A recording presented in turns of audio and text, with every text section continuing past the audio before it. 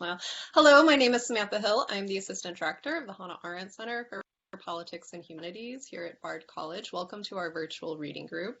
So this summer we are reading Hannah Arendt's The Life of the Mind. We're reading Thinking. And this week we have sections 11 and 12 on thinking and doing, the spectrum, and language and metaphor. And this is going to pick up where we left off 2 weeks ago, talking about the activity of thinking, and she's going to start in these sections transitioning to her conversation about thinking, how thinking appears in the world as an activity. So we're going to start to get into the question of language here. So I want to just start at the top of thinking and doing and work through some of the primary concepts and arguments that Arendt is laying out for us here. I'm in this edition on page 92. So I'm just going to read the first two sentences. She says, I have been speaking of the special predicaments of thinking that may be ascribed to the radicalism of its withdrawal from the world. By contrast, neither willing nor judging, though dependent on thought's preliminary reflection upon their objects, is ever caught up in these reflections. Their objects are particulars, with an established home in the appearing world, from which the willing or judging mind removes itself only temporarily and with the intention of a later return. So she's going to begin here by situating thinking in relationship, willing and judging, but picking up where we left off last time by reminding us that thinking is a form of withdrawal from the material realm of appearances, from the realm of worldly affairs, and that thinking always deals with invisibles, with those sense perceptions that we have from our experiences in the world, which we represent to ourselves in thinking. But she emphasizes in the beginning here that it's not a withdrawal from the world altogether. And she's going to reiterate this a couple of times in these sections, and this is very important for Arendt, because unlike Hegel or Plato, who tried to liberate man from the world of appearances altogether toward a realm of truth or ideas, in a certain sense, she wants to situate thinking as an activity that is a form of withdrawal from the realm of appearances, where we appear before one another and are recognized by one another, but where we still remain in the world. We still remain on earth. We still remain in the world. And so Arendt adds in this opening passage for comparison that willing and judging are going to rely upon thinking's preliminary reflections, upon the objects of thinking, those experiences that we represent to ourselves. And I think it's important because she brings it up almost kind of like a bracket in these sections here to add that this relationship between thinking, willing, and judging, which she's laying out across the 3 volumes, is in part how she gets to the thinking that it has a capacity to prevent evil doing in the world. So moving through this first section then, what the activities of thinking, willing, and judging have in common for Arendt is what she calls a peculiar quiet, right? So we get this sense of solitude, of withdrawal, of stepping back from the action or the play. It's an absence of doing. So thinking is going to be a kind of peculiar quiet, an absence of doing, an absence of action. And she writes in this opening paragraph, the withdrawal from involvement and from the partiality of immediate interests that in one way or another make me a part of the real world is a prerequisite for judgment. And so judgment is, for Arendt, dependent upon our ability to withdraw from the action, to withdraw from the world of appearances. There's a great line at the beginning of Adorno's lectures on the problems of metaphysics, where he says that the problem today is that everybody wants to be a joiner, and that the real difficulty comes about when people want to step back and just think. And Arendt is moving us to that space where we can step back and thinking so that we might be able to judge in relationship to the world around us. And this is going to relate to the distinction she's going on to draw between the spectator and the actor, and the difference between opinion which belongs to the performer, who needs the approval of the audience, and the possibility of truth, which is going to be possible for the spectator who step back from activity. So she argues that withdrawal from the world is one of the oldest conditions that has been posited for the life of the mind. And she says that the earliest example that we have of this is in the figure of the spectator, who was removed from the realm of action. And she's talking about Aristotle, and she goes to Scholle.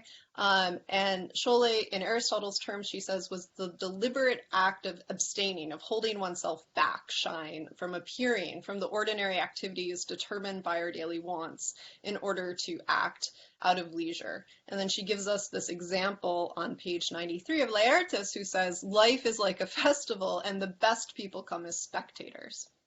So the spectator, the theatai, shares the same etymological root as theoria, theory, which is a form of contemplating, looking upon something from the outside, from a position of distance, that allows us to have a better view of it, and allows us to see what is hidden from those who are immediately caught up in the spectacle and in the action. So the distinction between thinking and doing for Arendt is that the spectator may understand the truth of what the spectacle is about, but the price for truth is withdrawing from the play, right? So there's a decision of sorts in that, but it's not, again, I say this every time we talk about Arendt, Arendt's conceptual distinctions, which she relies on to make her argument, aren't hard and fast. Remember, she says in the panel Hannah Arendt on Hannah Arendt that all thinking moves from experience. So it's not that some people are philosophers and entirely removed from the world, who have access to this truth, even though they never participate in the world. It's that we go out into the world. You know, we are part of the play. We experience the world, but then we withdraw from the world. We withdraw, and it's in that activity of withdrawal that we engage in this self-reflective, critical thinking, where we can represent those experiences to ourselves and we can engage them in contemplation. And she says the withdrawal of judgment is different from the withdrawal of the philosopher. It does not leave the world of appearances. So we never leave the world of appearances like the philosopher might try to do, but we retire from active involvement in it to a privileged position.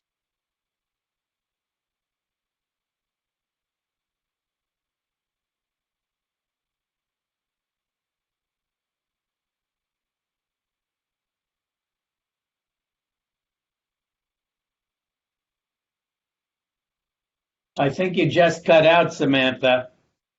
His clothes and he puts on his robes and he talks with the ancients, right? Which is a really nice image of what Arendt is in part describing here. So she moves from here to a concept that's very important to her conception of thinking, which is Kant's enlarged mentality. Right? So even though the spectator of thinking is not directly participating in the play, they are not solitary, they are not alone, they are in conversation with others. And this is, again, you know, the line from Cato that she's constantly going back to, that, you know, never are we less alone than when we are by ourselves. So on page 96, jumping forward a little, she says it is not through acting, but through contemplating that the something else, namely the meaning of the whole, is revealed.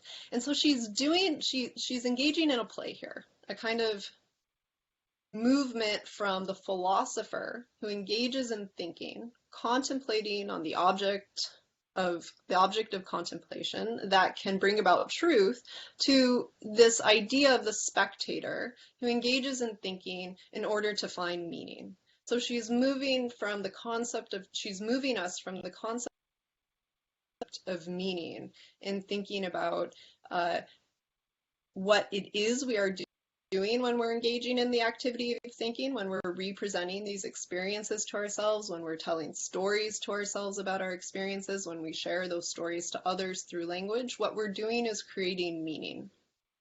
And meaning, I might posit, for provocation is more important than truth here for Arendt. So the spectator, not the actor, holds the clue to the meaning of human affairs. And it is important for Arendt to emphasize that it's spectators, which exist in the plural, right? For Hegel, who wants to remove himself from the world of appearances, the spectators only exist in the singular, and it's the philosopher alone who becomes the organ of the absolute spirit.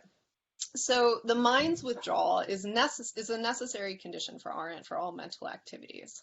And this is where she pivots us to the question of place, to space and thinking, which is really important to the life of the mind. And so where are we absenting ourselves to when we engage in thinking? Right? So if we're withdrawing from the realm of appearances, where are we withdrawing to?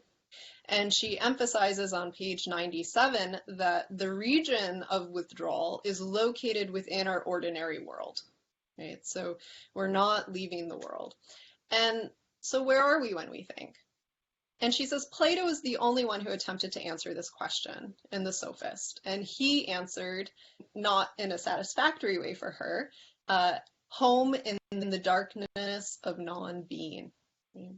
And so she says if somebody were to write a history of inner life, a history of our inwardness, it would ultimately be a history of will. And then she kind of leaves that there, but of course that becomes the second section of the life of the mind. And so now we're at this place in the text where she's asking us, where do we go when we think? But then there's also this other question, which is how does thinking appear? If mental activities, thinking, willing, judging, are invisible, and they're occupied with invisible things, then how do they manifest? How does thinking appear in the world? How is it made visible? And for her, the answer is speech.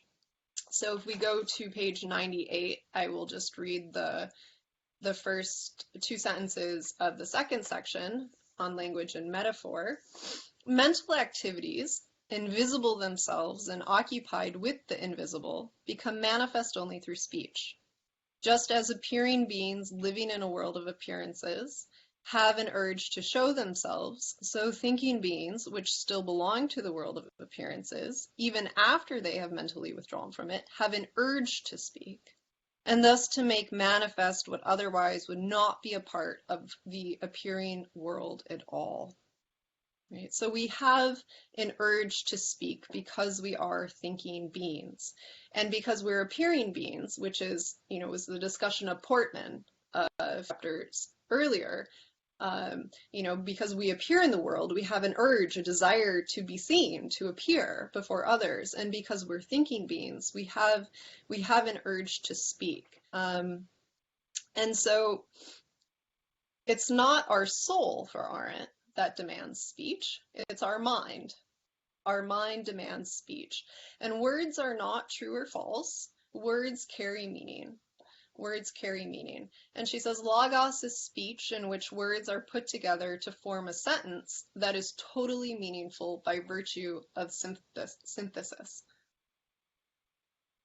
So words are meaningful in themselves, and thoughts resemble one another for Arendt. And implicit in our urge to speak is the question for meaning, not the question for truth. So because we're thinking beings, we have an urge to speak. And for Arendt, that urge to speak represents our urge for meaning. We desire to make meaning, to find meaning from these experiences that we have in the material realm of appearances, in the sensual realm of appearances.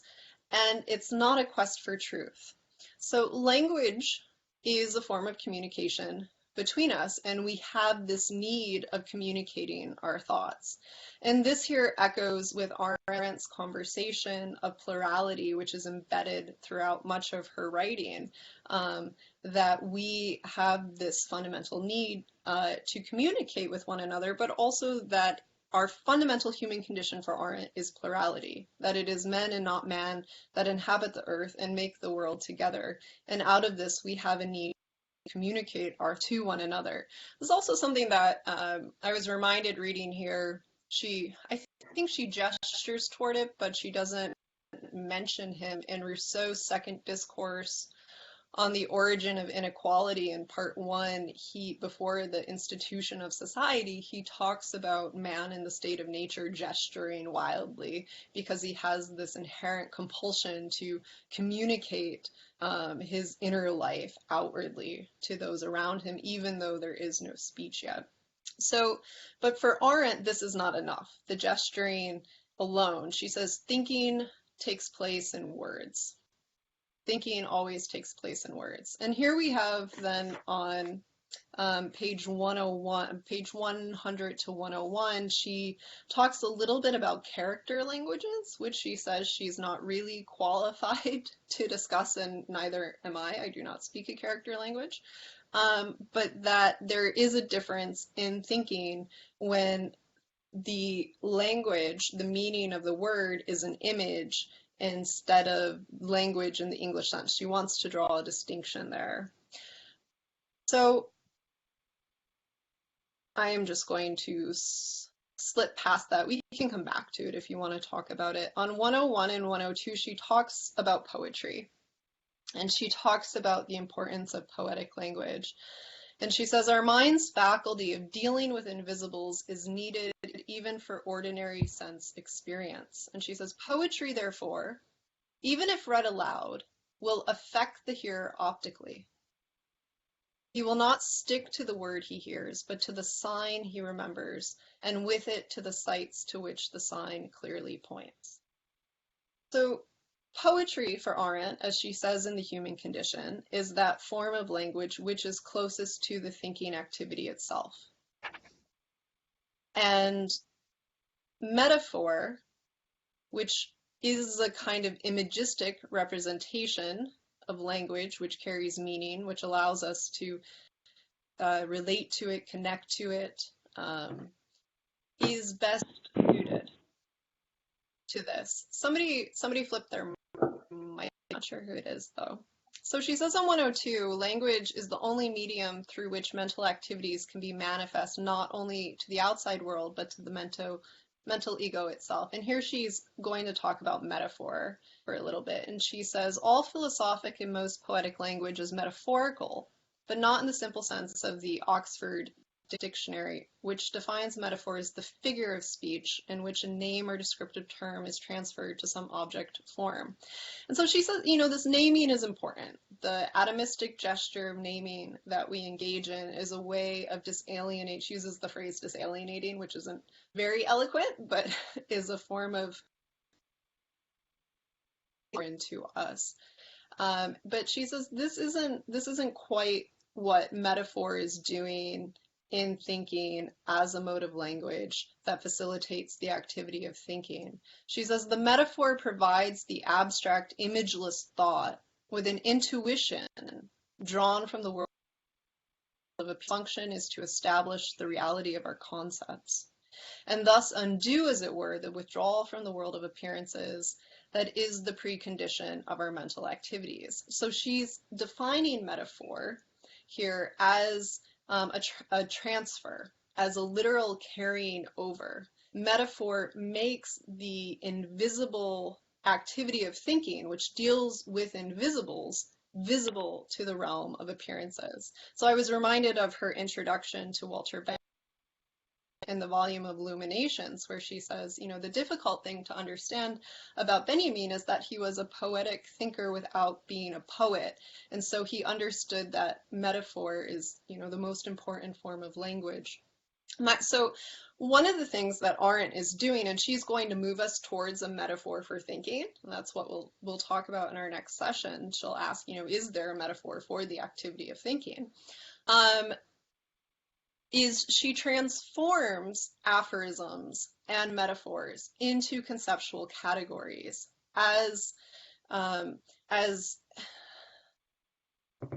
way of thinking about the world, which is again a kind of rebellion against philosophy. So if philosophy molds its concepts proper from the transcendental realm of ideas, then those concepts are not going to help us understand the world around us. They're not going to help us understand the world of appearances. In Arendt's language, they're not going to help us come face to face with the world as it is. But what Arendt is doing here is she's showing us a way to take those experiences from the realm of appearances, those central experiences in the world, and to transform them into metaphors, which she shapes into concepts for thinking about the world around us, which allow us to better come face to face with the world of appearance, with the world that we live in. My favorite example of this is her use of René Char and his collection of wartime poetry, Hypnos Waiting, which she ends on revolution with, begins between past and future with, and quotes here in The Life of the Mind. And she takes his idea of our inheritance was left to us by no testament in order to think about her concept of the loss of tradition and authority in modernity. And she takes his idea of the lost treasure of revolution to talk about what it is that was lost in the founding of the American Republic, and to offer us an example of political happiness and what it means to engage in action. And so she's looking to poets for language, for metaphors, in order to think conceptually. And so then just sliding toward the end, because I've been talking for a while and I see there are comments to open it up. She says, language, by lending itself to metaphorical usage, enables us to Could you give us the that page is you're to on? have traffic. I'm on 110. Okay, thanks. Language, by lending itself to metaphorical usage, enables us to think, that is, to have traffic with non-sensory matters, because it permits a carrying over, a metaphorein of our sense experience. There are not two worlds because metaphor unites them. And so she's turning to language, poetry, metaphor here in order to, again, engage in that process of what she calls dismantling metaphysics, pushing against the so-called two theory, the two-world theory, which is where she started The Life of the Mind. Okay. So I am going to pause there. Roger, do you want to jump in and add anything that I didn't touch on to call you out? No, I thought that was good. I'd actually think we've talked for a while, so I think we should open it up, and I'll jump in when I can. Okay.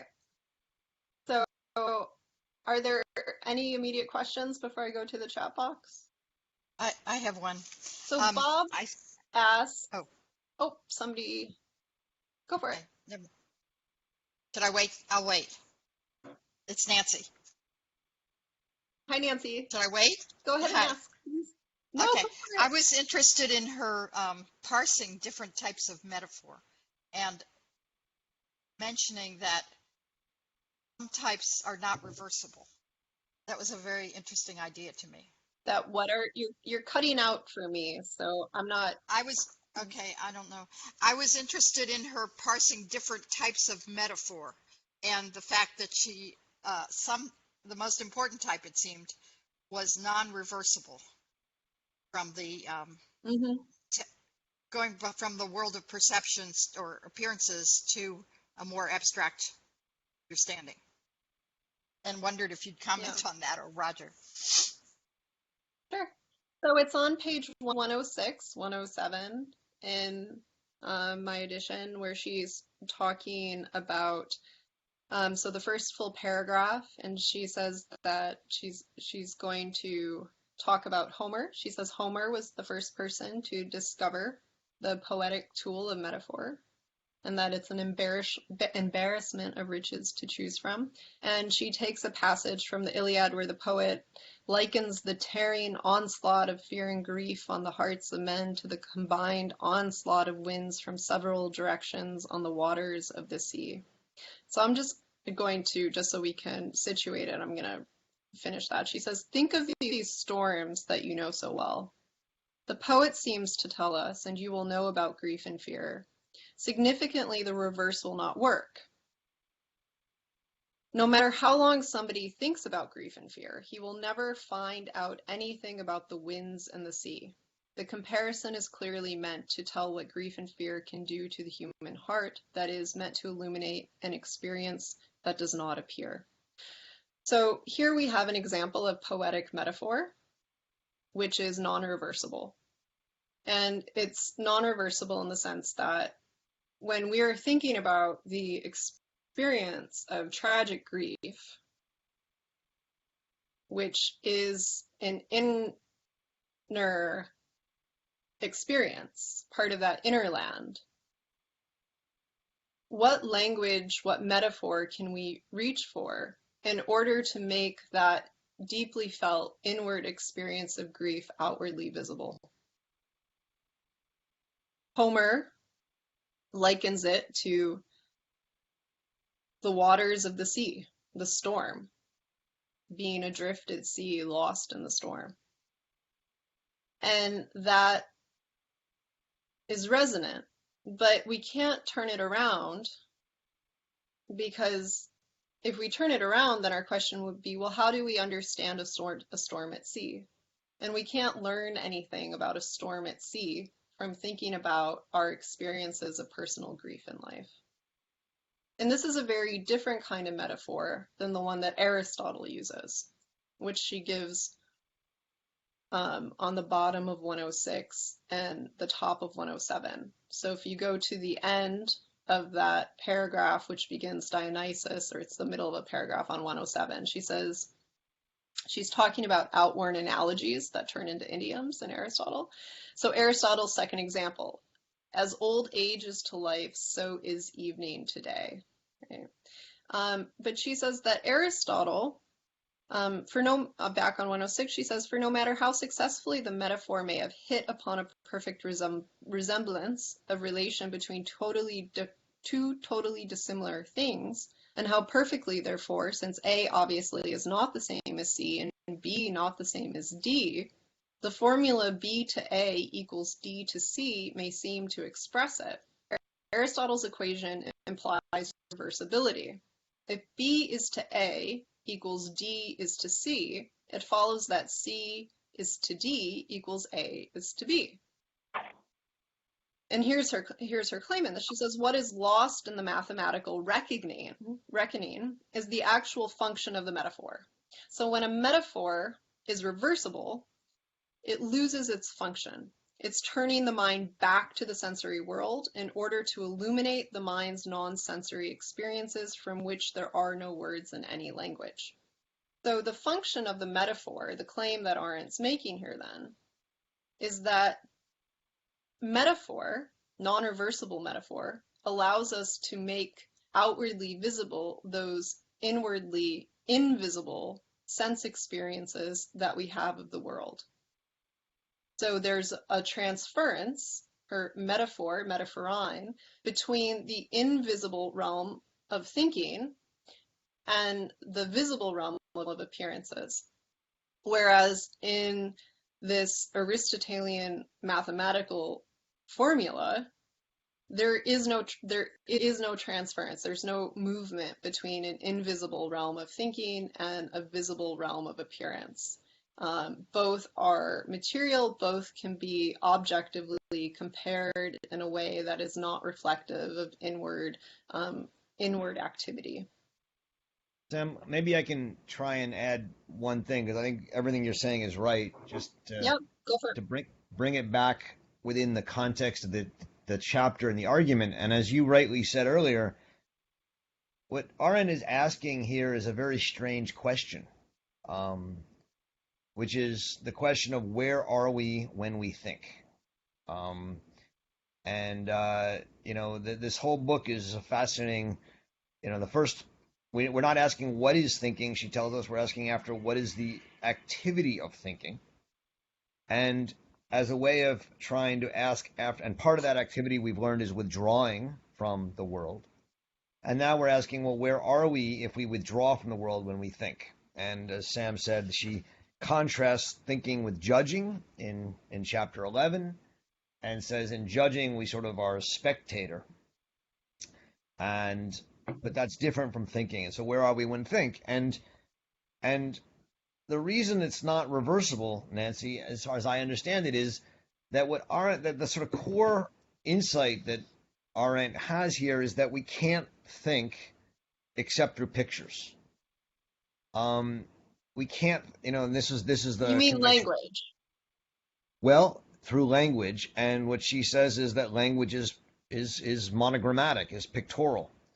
For the Chinese, this is, as she says, made explicit in the fact that their language is actually pictorial. But even in alphabetic languages, where there's not pictorial essences to the language, language can't work except through poetry, except through metaphor. It's optical. So she says on 101 at the bottom of the long middle paragraph,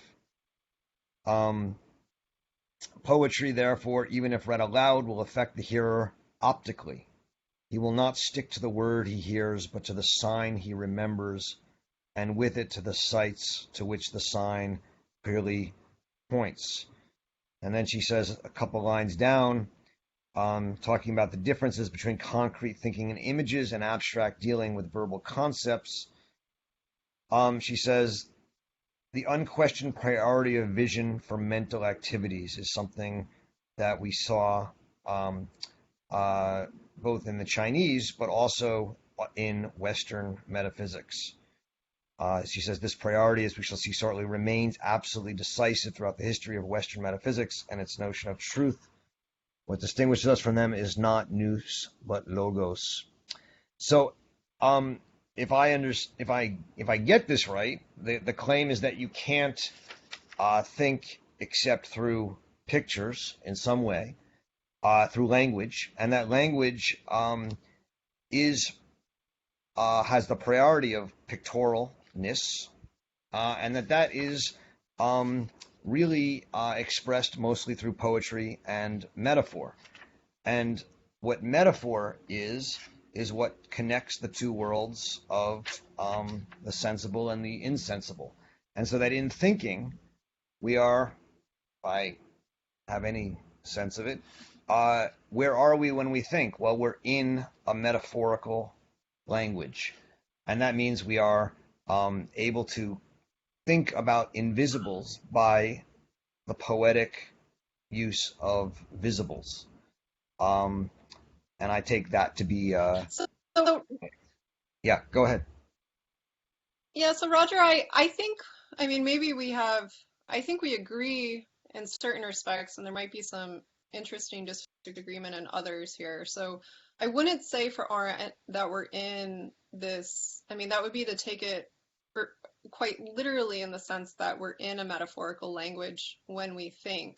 The metaphor that she's going to give us in sections 4 and 5 are the image of Kafka's umpire and her diagram of time. And so where we are when we think is a kind of temporal and a spatial question for her, where we are in a gap space, removed from the world of appearances, but still within physically the world of appearances. But if we look at page 110, I mean, so I think what I hear missing in that explanation is Arendt's understanding of meaning, and the way in which language is that which carries meaning.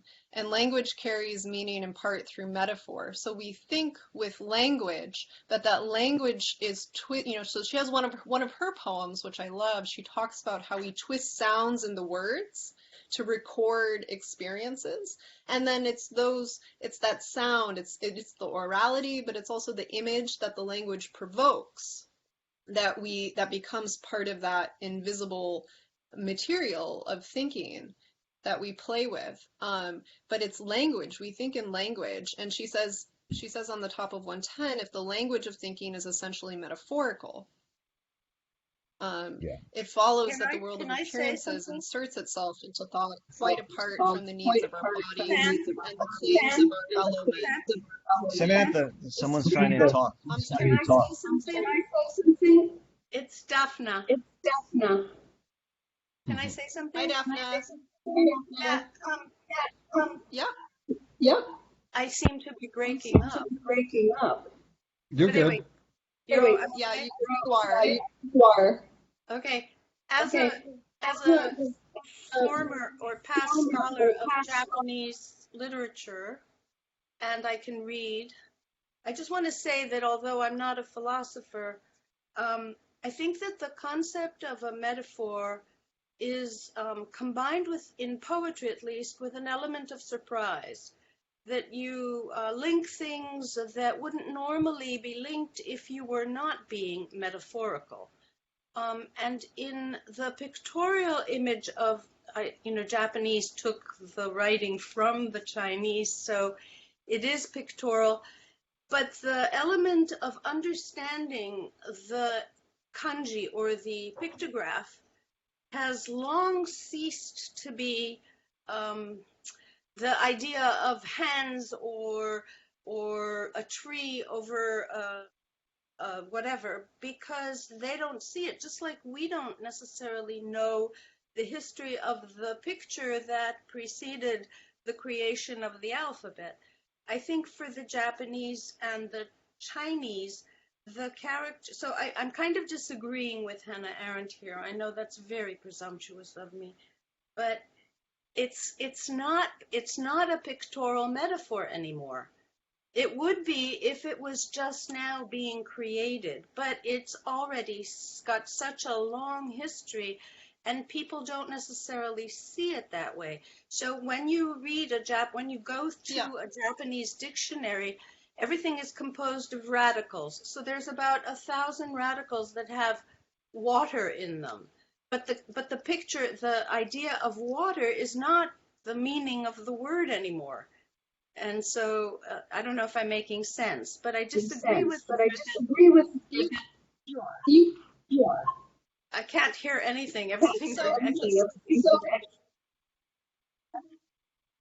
okay. I'm gonna shut up so now Daphne, because I can't hear anything.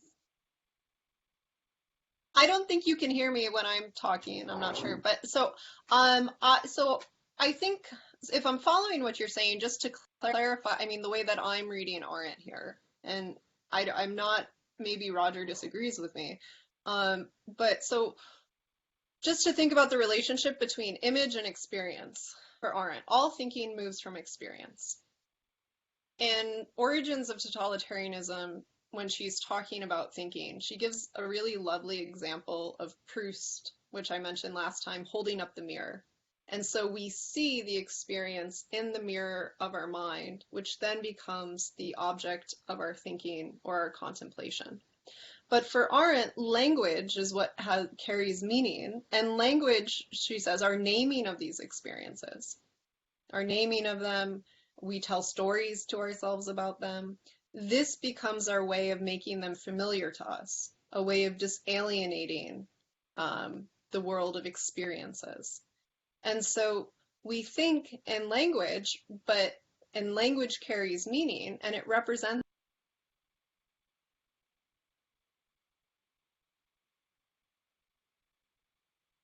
Can't hear you. Samantha cut out again. Anyway, I think what she's saying is right. It's the lovely barred white line. Hey, could I interject something for a sec?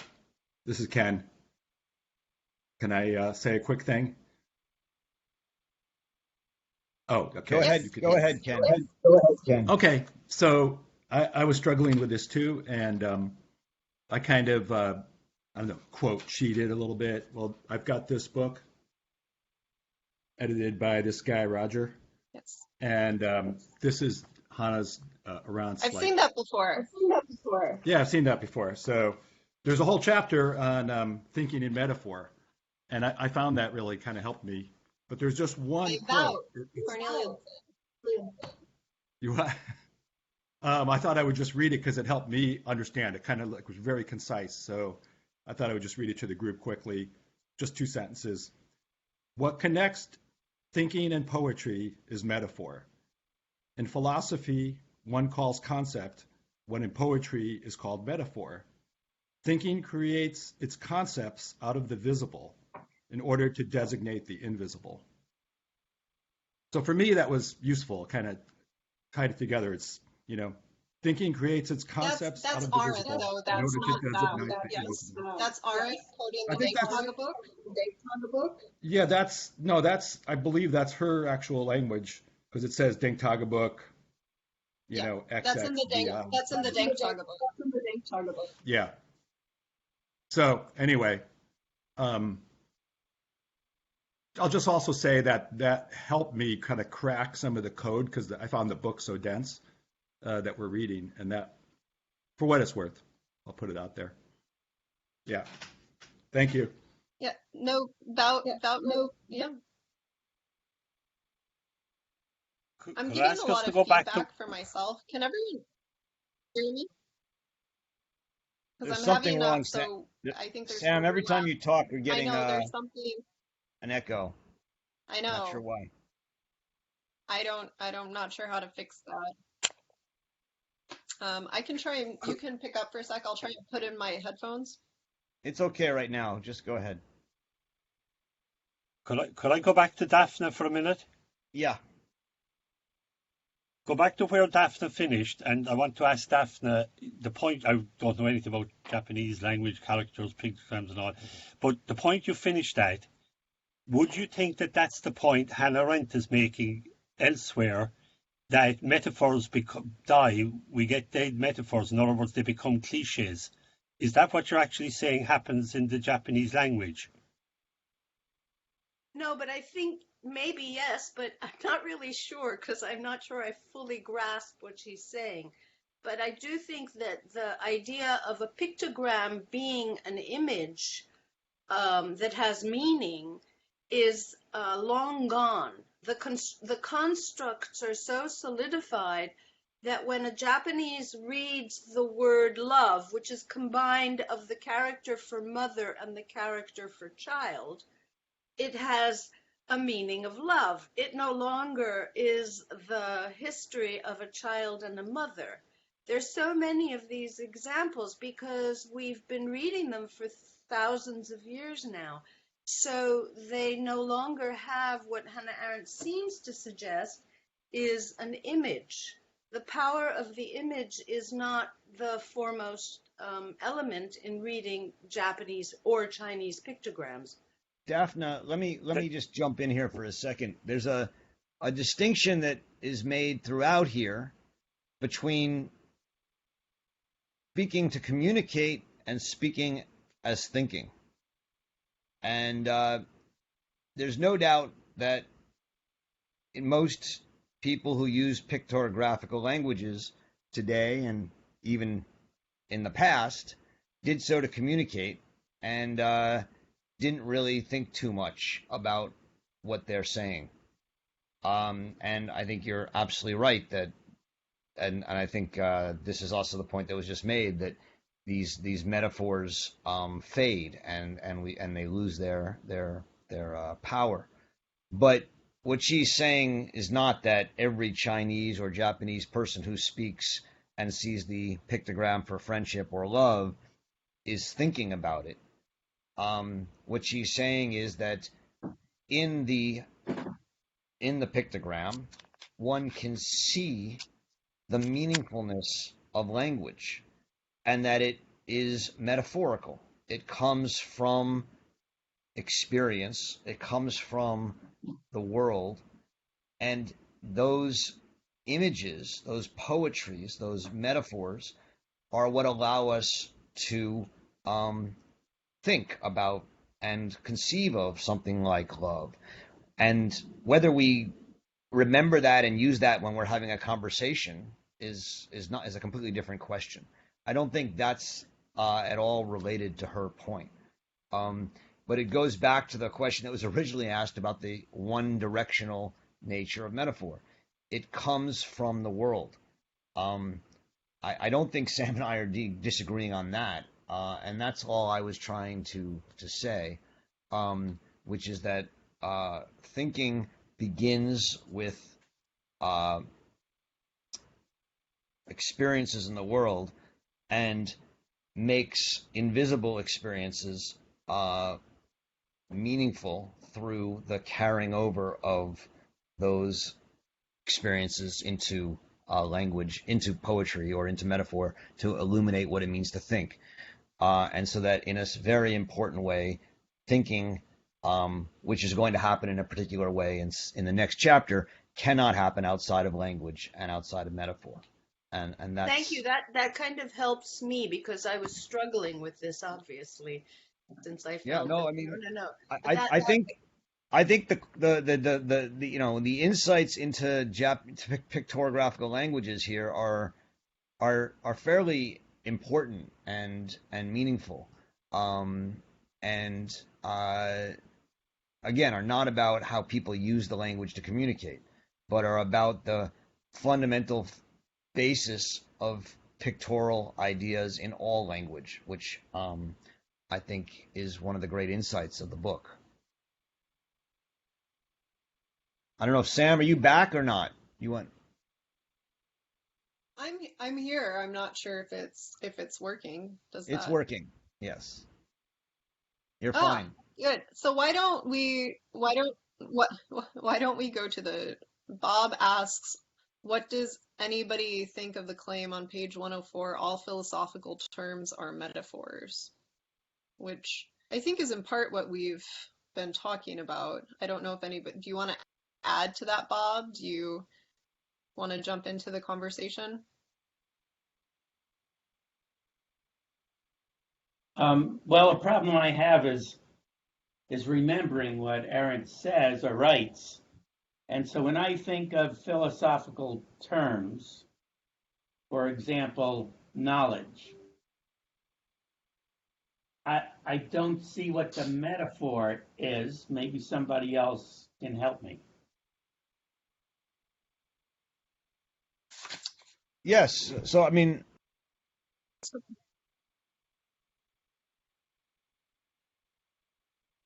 Samantha, do you want to do it? You want to talk? Or you want me to? Um,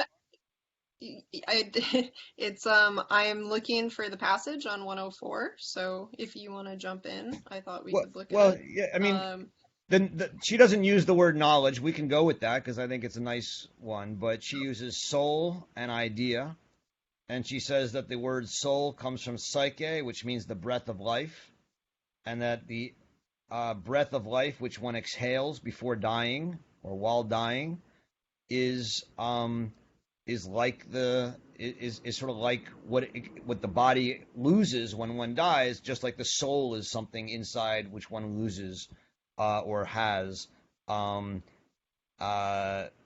is not physical. And so she's saying, she uses that example, and she also uses the eidos example as an idea. You know, Bob, you're trying to be problematic and provocative, which is good. We love that. And using one she doesn't use, so we would have to think it through on our own. Where does knowledge, how is knowledge going to be related to a kind of metaphor? Our knowledge comes from the Greek gnosis, which is I'd have to do a little bit of Greek etymology on that. Well, I'm thinking, I don't know if you can, I'm having a hard time hearing everyone. I don't know. Can you hear me, Roger? Yeah, I hear you. Jump in. I hear you. Go ahead. Okay. So, Bob, in Walter Benjamin's epistemo-critical prologue, he picks this up and he talks about Plato and the doctrine of the soul and the difference between knowledge and truth. And he likens knowledge to that which is attainable.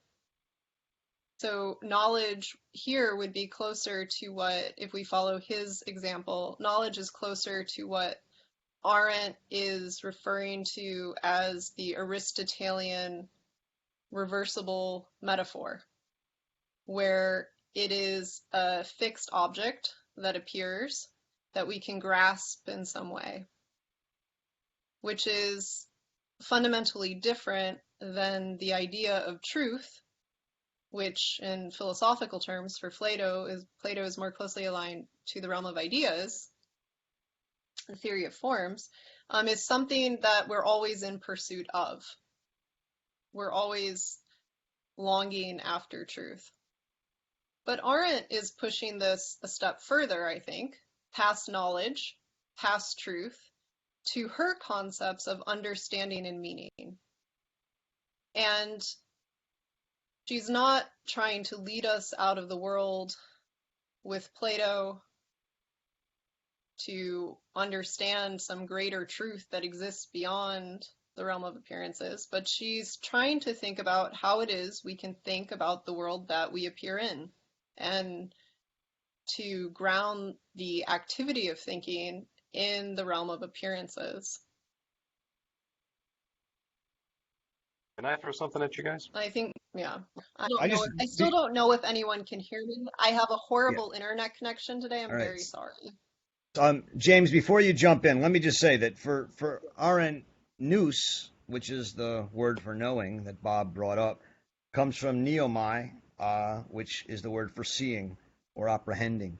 And so, again, she sees our idea of knowing as built on a metaphor that comes from a physical idea of apprehending. So before we go on to James, I just want to, Bob, does that help? Does that make sense to you? Or where does your question come from, in that sense? Well, I was trying to go back into something concrete. I mean, Arendt makes this claim, and so I just picked really randomly, or what I thought was a philosophical matter or idea. And from my own experience, I was trying to find the metaphor that corresponds to knowledge. And I failed to All right, come up that's with my it. cue. So, go ahead. James, go ahead. So the knowledge is Jason. covering the bookshelf behind Roger. The truth is, so is dust.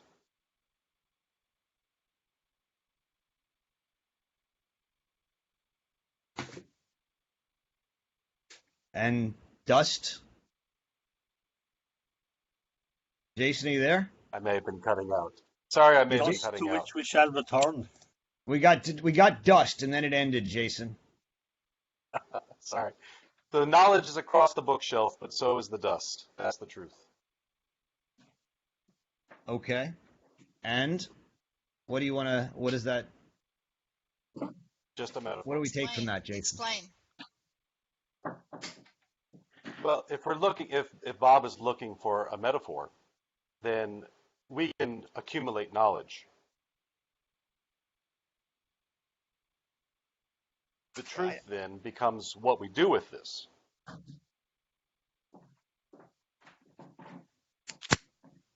Yeah, I mean, I think that for Arendt, knowledge is not something we accumulate, and I think that part of the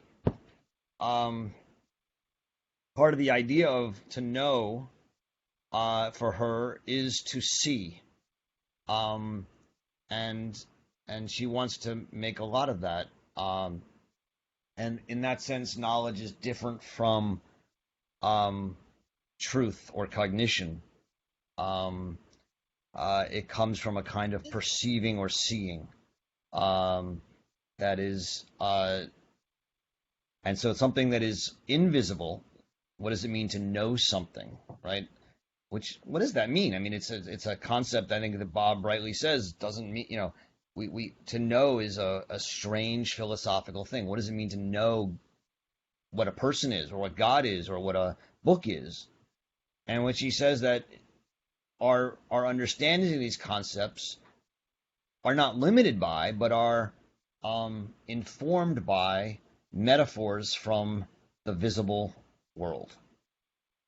And it can't really be otherwise, because we can't think about anything without language.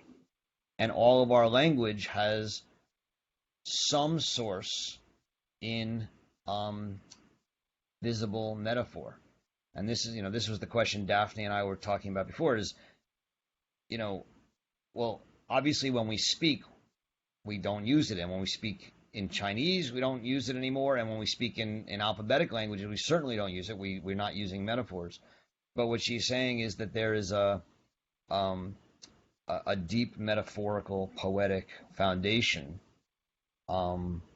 to language. At least that's how I understand it.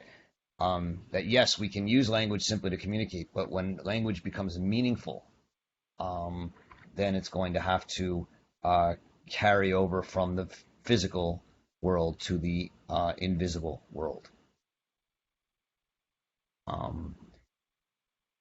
This is part of this. We've said over and over again in this course as we've been reading this book, that thinking is not concerned with truth; it's concerned with meaning. So, to the extent that we're concerned with truth or with communication, that's not really what Arendt is interested in here. She's interested in meaning. And insofar as we're concerned with meaning, we're going to have to think in a language that's going to be metaphorical. At least that's how I understand it. I don't know if that helps. I take it Sam is having some internet problems. Roger, sorry. Yeah, just what you go said ahead. there. The question then arises, why? Just what you said, and then why? Why what? Why is language? You said meaning, and thinking in language that is metaphorical must be the case. Why? Why is she saying that must be the case?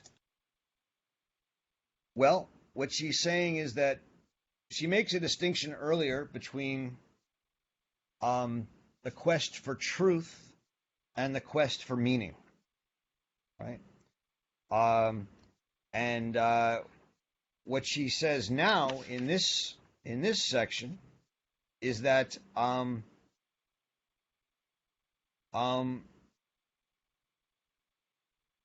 insofar as we speak to communicate, we're concerned with questions of truth to some degree. We want to understand what you say to me, pick up the book. I want to make sure I'm picking up the right book, right? And that's a question of whether we communicate correctly or not. But if we're not interested in questions of communication that can be true or false, what are we interested in? Well, we're interested in what she calls meaning. And meaning is not true or false. And she says on page 99, back at the beginning of this chapter, about 10 lines from the top of page 99, there's kind of speaking that's like prayer. And prayer is not true or false. And so she says there's kinds of speaking in which, and the next sentence, thus implicit in the urge to speak is the quest for meaning, not necessarily the quest for truth. It is also noteworthy that nowhere in this discussion of the relation of language to thought does Aristotle raise the question of priorities. He does not decide whether thinking is the origin of speaking, as though speech were merely an instrument of communicating over thoughts, or whether thought is the consequence of the fact that man is a speaking animal. In any case, words, carriers of meanings, and thoughts resemble each other. Thinking beings have an urge to speak. Speaking beings have an urge to think. I mean, this is what I was saying before, and this is maybe the line that I was thinking of that Sam was suggesting, we might have some disagreement on. I don't know. But you ask why.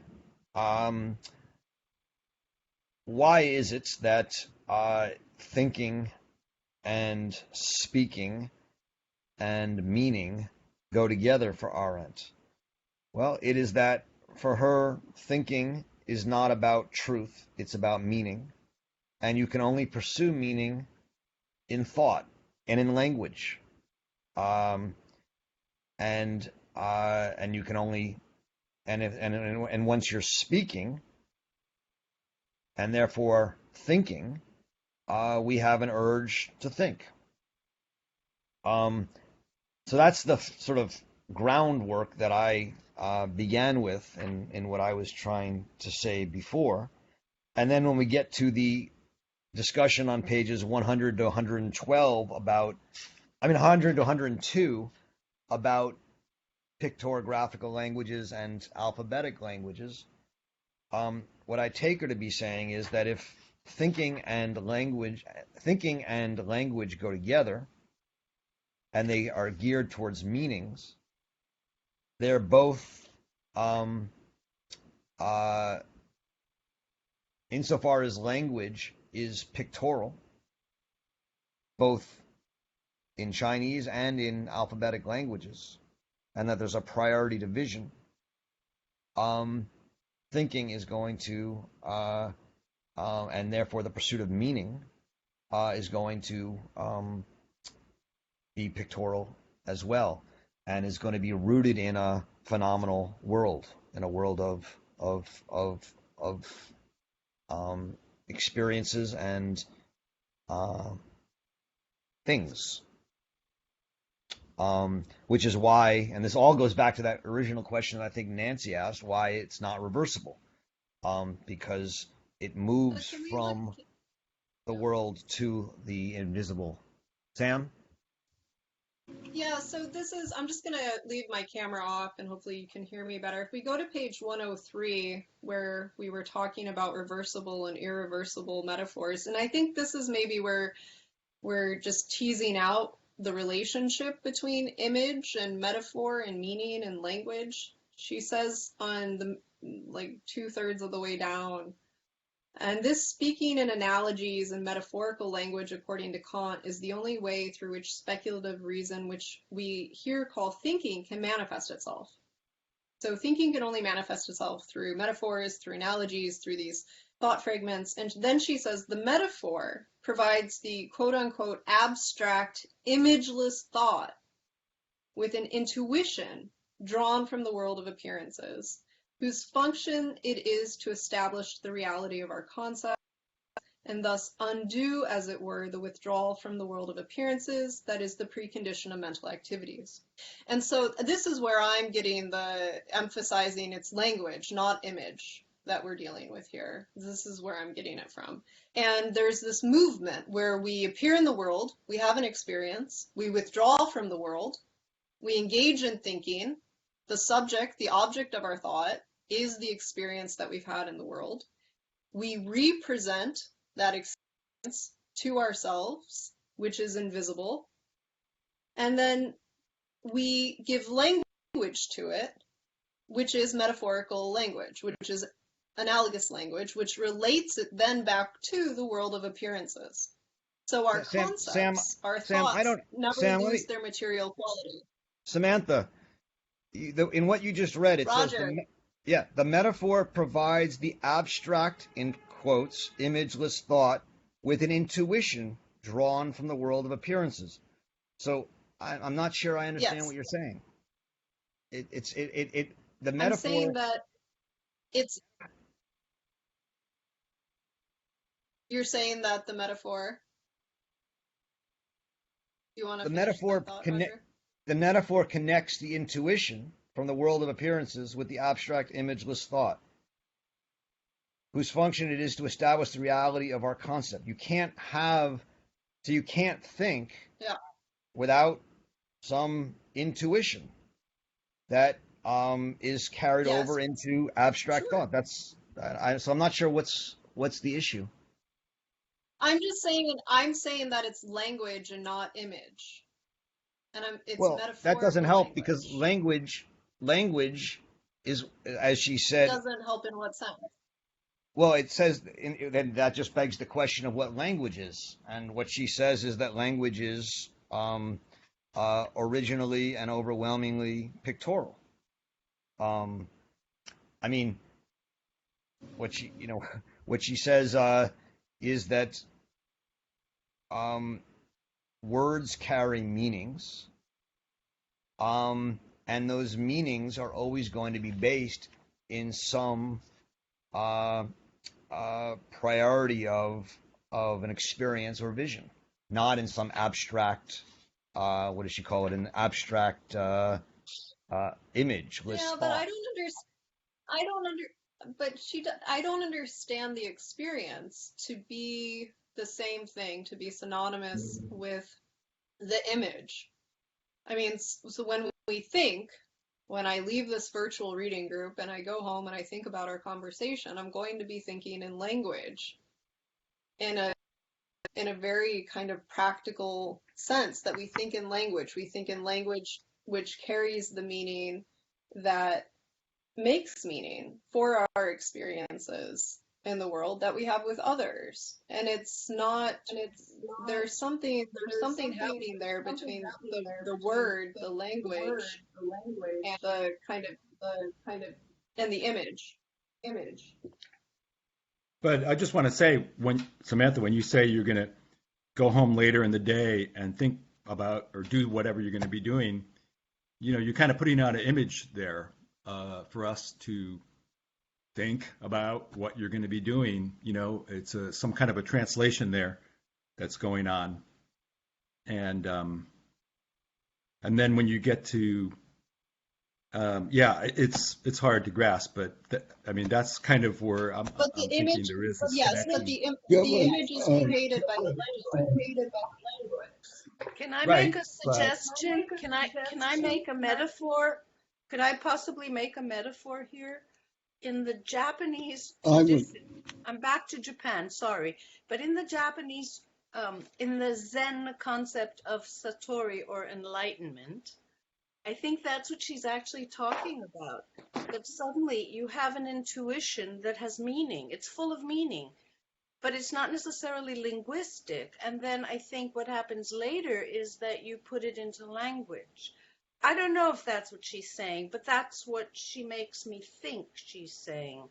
So that you experience something in the world and you suddenly say, aha, I got it. It adds meaning to my life, or it makes something new, like a metaphor would, by drawing things that are dissimilar and surprising me into a new level of understanding.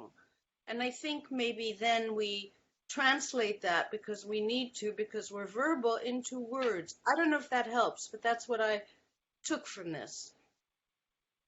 I'm not sure what I think that she has a slightly different view on this because I don't, you brought a very Zen, as you put it, so I'll use your words, idea here, which is that there's a intuition of sorts that's pre-linguistic. I don't think that's something that Arendt would understand. She says here, and she says here that Heidegger's right on this, that there is no, you can't think about a tree or can't think about anything without a language. Now, this raises the question that Sam and I were just discussing of what is language. And it doesn't mean English or German or Japanese or Chinese. It means some sort of structural way of making sense of, making meaning of the world. And I think she's very committed to an idea of language in that sense. I have saw a some people question, want. Nancy. Oh, may I speak? Yeah. Nancy. Yeah, I was hearing in Sam's description a very temporal sequence, and I wondered if we could focus on the temporality of this. Maybe from Hannah Arendt's point of view, is there a sequencing? Is there a temporal sequence? Is it or not? Or is it a is there a kind of collapse of time That's what's so hard for me to understand. So I just wanted anybody who could clarify that. And I think the I don't Japanese is really helpful to me, but I don't know.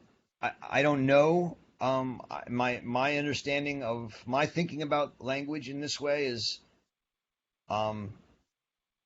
influenced by a particular tradition, but in some very mystical is the wrong word, not very clear to me way.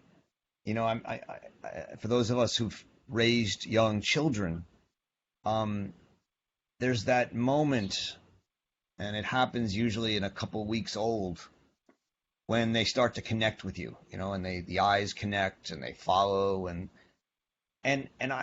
that's very much the moment, as far as I can tell, when the child enters the world and they start to realize that there's a connections and that there's other people. And I mean, okay, there's all these different stages that the psychologists have, and we can get into that further, but the world starts to become something that they can make sense of and has meaning for them at about that time, as far as I get it.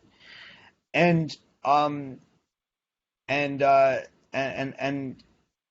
Martin Heidegger, that's sort of being called, you know, you're thrown into the world at that point. And he would say you're thrown into language. That doesn't mean you can already speak. You can't. You don't understand the words. You don't know what they mean. But you've started to see that the world makes sense, that it has meaning, that it has significance. And that's that moment at which the world becomes meaningful, even though you don't know it yet. And I take that to be, again, am I right on this? I don't know 100%. But reading the book and understanding it, I take Arendt's understanding of the meaningfulness of thinking and language and the urge to speak and think, which she says go together, as part of that same understanding of how we are, in a sense, born, not at our physical birth, but when we're born into language, born into our humanity at that point. And so that's how I understand it. You know, I'm happy to have other views, but that's where I think she's coming from. I'd like to enter a view, a confounding view, perhaps, regarding language, which is language is spoken. The word comes from the tongue, right? And long before there is written language, there is spoken language. And Homer may never have written anything, as far as we know, but the language is there.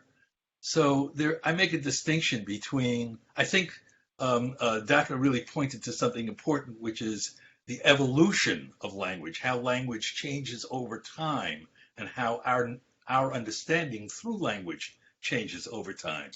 I think there is a person who can speak, and I don't want to go into the theory of why people speak or whatever, but a person who can speak communicates with others, and in their presence presents himself or herself.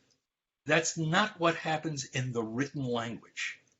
So in the written language, you are separated from the speaker, and the speaker is separated from you. It's something that had developed over time. We, those of us who are engaged in this particular conversation, are very comfortable with the written language and how it has developed. But I think that a person can be totally illiterate and use speech in its original sense, which I think Roger is reaching for, that is the expression of meaning. That's why people started to talk, and that's why they talk to each other. The abstraction to the written language had other functions in its history. I don't know what I'm not an expert on ancient history, but I know that at some point it seemed to become necessary to record what was said, to make a history, to create a tradition in a written language. And we are all inheritors of that. So one of the things I think that I try to keep in mind is the difference between spoken language and written language. all spoken language, by definition, I think she's right there, is metaphorical. It's a way in which we transform the phenomena of our lives in a way that other people can understand them. The written language is something else again, because the written language is a form of play, and so I just want to stop there, but I want to try to emphasize my sense that when we speak of language, there are two different kinds of language: one the spoken, the other the written, and although they have the same origin, they have different impacts in the everyday world.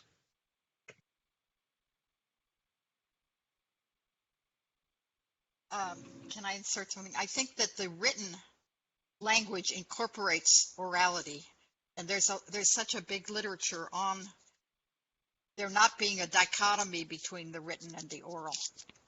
Just I can't really go into that in detail, but I think that I just wanted to qualify that difference in what you just said. I'd like to add a complexity, contemporary complexity to this discussion, and that is there are now algorithms out there that have deep insight into us as human beings. That maybe that's our soul, even. And those algorithms, it seems to me, are being used to come between the spectator and the spectacle, and to then reinterpret that experience and feed it back to us in order to accomplish a purpose, sometimes commercial, and more importantly, political. The news today and recently has all been about computer manipulation into the electoral process. And I think that when we talk about the mind and thinking and the process, we can't ignore the 21st century reality that we're now faced with something that's very different than, and of course, and that didn't exist at the time that Arendt thought and wrote. Yeah, you know, the question of whether there's actually something called artificial intelligence is one that will be debated for the next generation or so until the artificial intelligence gets rid of the regular rest of us. But you know, I think there's different ways to ask the question you're asking, as far as I understand it. One is something along the lines of a Turing test. So at some point, algorithms will be able to use and make metaphors and speak meaningfully in ways that most of us, in fact, maybe all of us, can't tell whether they are an artificial brain or a human brain, because they are able to, you know, mimic and even create new metaphors based on patterns that have been made. At what point that inability to tell whether it's a human or a machine makes that human or machine a thinking being is a question that I don't think there's any answer to. Doesn't John Searle, in his Chinese box analogy, suggest that there definitely is a distinction between a Turing test victor and a person who really understands? Yeah, I mean, I think that there's people who think there is definitely a difference, and then there's going to be people who think that there's not, and they're going to be functionalists, and they're going to say, well, if functionally there's no difference, what's the difference? You know, those of you who read Arendt know that Arendt is not a functionalist on this count, and she would, I think, I'm fairly confident, would argue that there is a difference. But I think what Howard's bringing up is a question of as more and more as algorithms get better at making the kind of metaphorical, poetic, thoughtful insights and distinctions that we think of as one of the very provinces of what it means to be human and to think as humans do. The very nature of what it means to be human and the distinction of humanity is going to be challenged, and I think that that's happening. But there's a difference between the real thing and a counterfeit.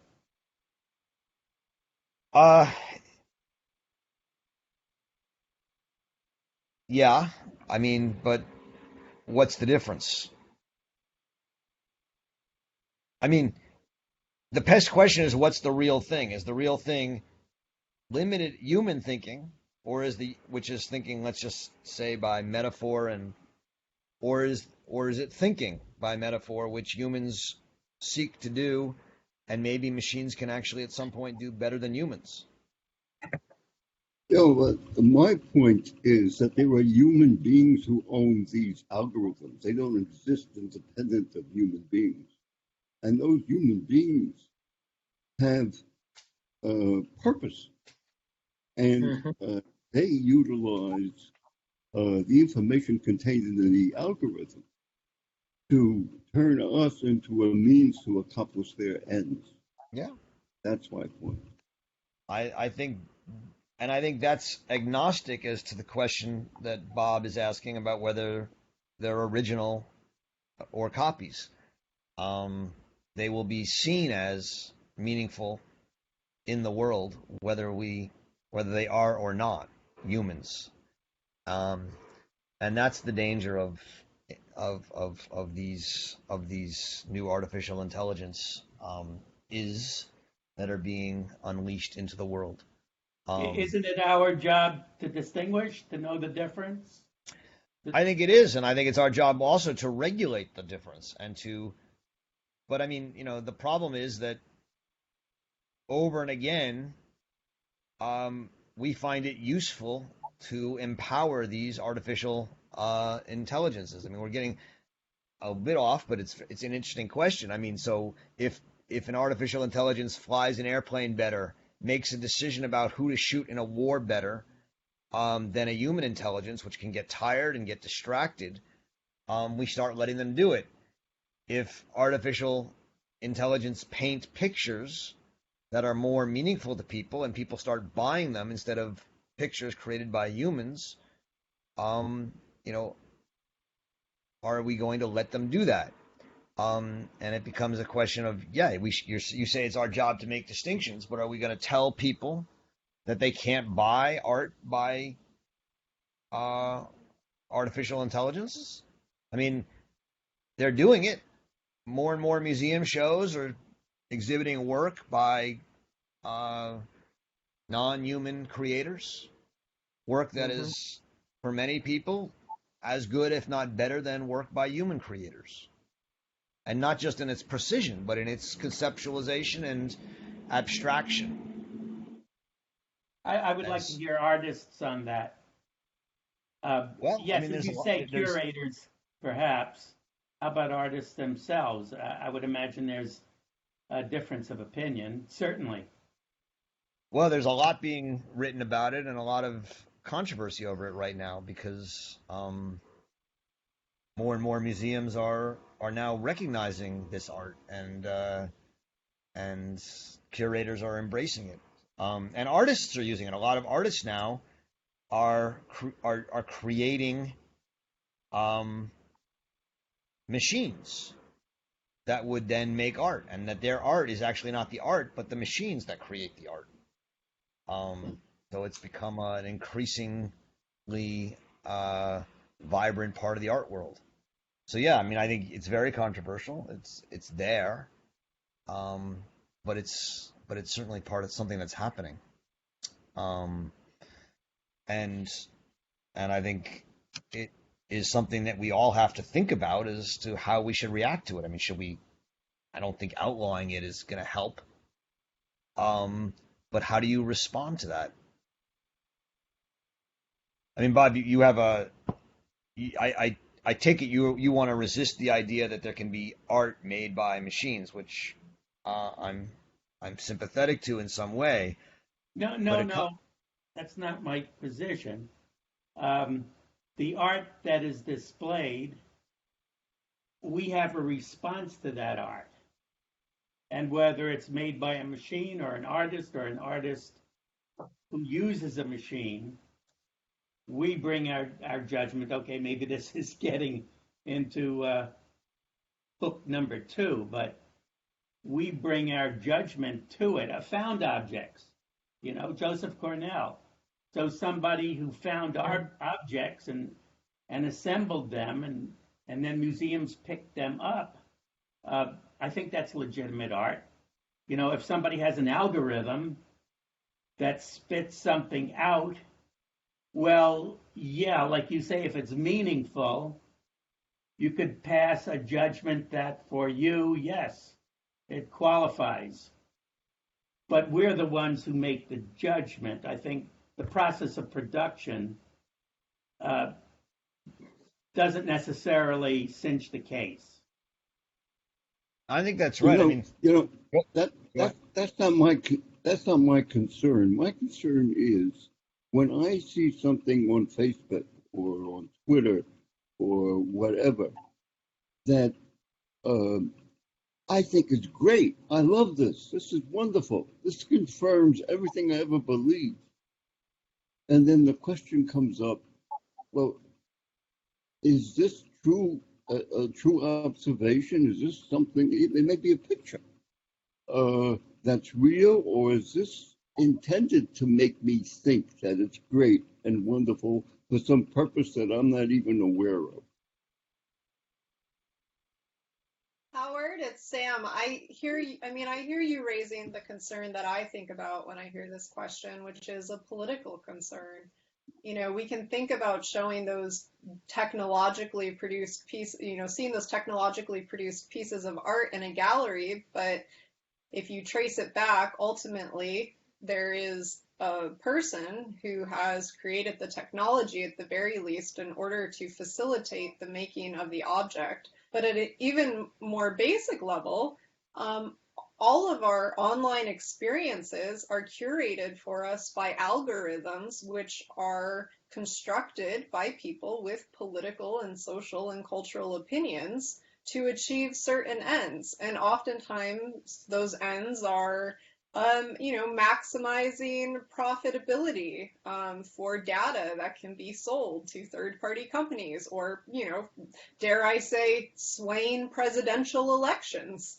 And this is, I think, an incredibly important political question that we have to reckon with, which is the technological impact on language that we're dealing with today that has in part created the rise of fake news and meaningless language, which makes it very difficult for us to discern the difference between fact and fiction. How are we to know what's real and what's not real when most of our experiences are being curated by robots, which are programmed by people who want to make money?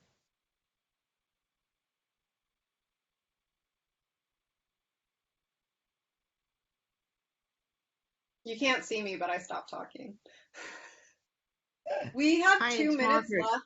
Roger, I don't know if you want to jump in. We can go to the chat box. There are a ton of comments that we haven't picked up. Apparently, my disappearance has been read as a metaphor for abandonment. You're welcome. I thought that I wanted to, give you, some performative teaching today. So mission accomplished. There are so many comments here. Greek alphabet Arendt. This is something we haven't talked about in our last minute, just to draw it in. Joanna asked, what would Arendt say about metaphor in music? Can music, a kind of language, perform a similar function as poetry? It seems seems to me she makes a strong case for the importance of the humanities in understanding our world, what it means to be human, and our need to act in the world.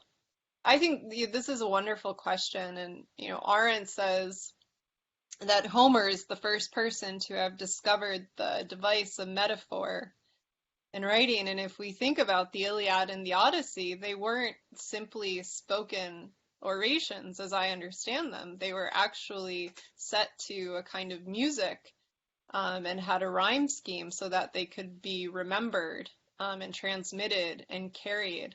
And I think if we were to spend some time with this question, that we would find metaphor and music to be quite close to one another in thinking about how we outwardly express what we experience inwardly. Those are just initial. It's a great question. Roger, it's 2:30. Do you want to wrap things up since I'm invisible? I am the voice breaking into the dark. Well, maybe Mein it's Wit bricht ins maybe it's Dunkel. metaphorically appropriate for you to wrap things up. But sorry, we had some technical problems this week. We're gonna fix that, and it won't happen again, I hope. But thank you all Yes, again for reading sorry. Hannah Arendt with us, and we'll see you, I think, in 2 weeks, and we're going to finish the last two chapters of this section of the book. These are great sections on the place of thinking, and I hope you guys enjoy them, and we'll see you in 2 weeks. Thanks very much, and keep reading Hannah Arendt.